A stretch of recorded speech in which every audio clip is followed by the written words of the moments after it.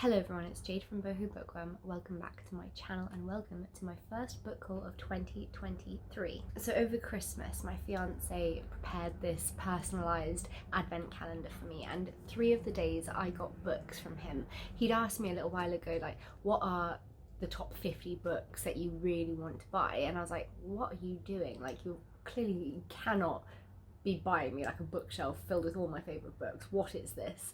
But I didn't twig that it would be an advent calendar book haul, so I was really excited. And the first book that I unwrapped was One True Loves by Taylor Jenkins-Reid. Sorry, I have been battling a cold for the longest time. I have never been this poorly in my life, so it's still lingering a little bit. Sorry if you can hear that, but One True Love by Taylor Jenkins-Reid. I love Taylor Jenkins-Reid. Some of her books I enjoy better than others. Maybe Someday is one of my absolute favourites, so I am super looking forward to this one. It sounds amazing. So this is a book about Emma and Jesse. They're high school sweethearts and they move far away from home together to just go and explore the world.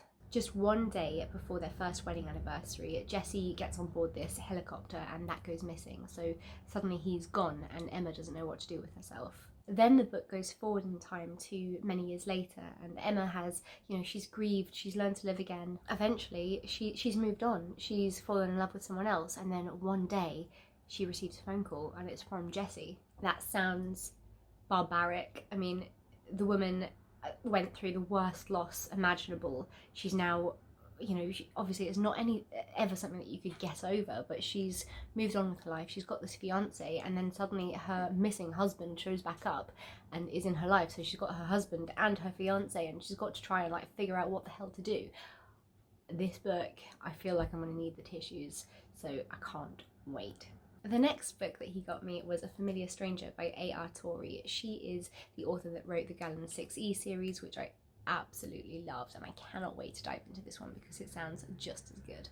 So this is a book about Lillian, who is an obituary writer. She's got a pretty unexceptional life. She's married, she's got a son that is pretty disconnected from the world.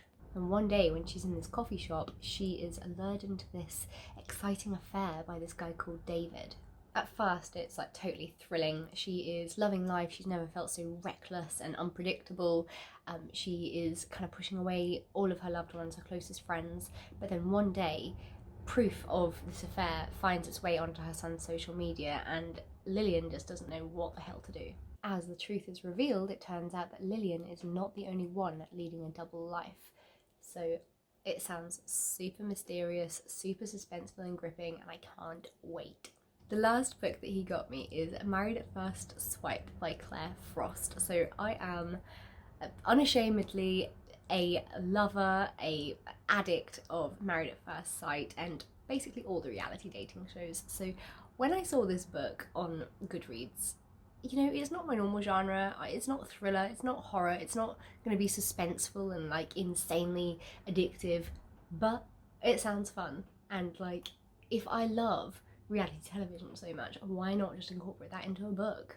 So this is about 2 women called Hannah and Jess. Hannah is more of the free spirit. She's always lived life on the edge, whereas Jess has been married for 20 years, and unfortunately it just seems like her marriage is taking a bit of a hit at the moment, and she's got this online dating company that also just doesn't seem to be doing very well. It's on the brink, and she's starting to wonder, was settling down and having more of a typical, get married and settle down life, is that really what it's cracked up to be?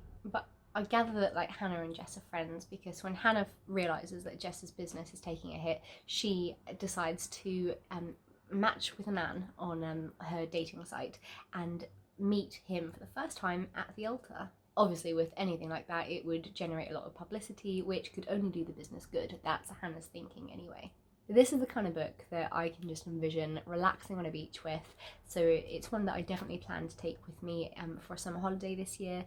This year I'm hoping, fingers crossed, if we can afford it, that maybe we could get to Greece or something, just to have a little bit of an all-inclusive holiday in the sun, get that vitamin D and pure relaxation. But it's going to be an expensive year, so not holding out too much hope for it. We've just come back from an incredible trip to New York where we got engaged, and right after that it was Anthony's birthday and Christmas, and all this stuff is going on. So if we get a holiday, we are incredibly lucky, and if not, I will just chill out in my garden and soak up the English sun with this book, because it just seems like the perfect book to read in summer.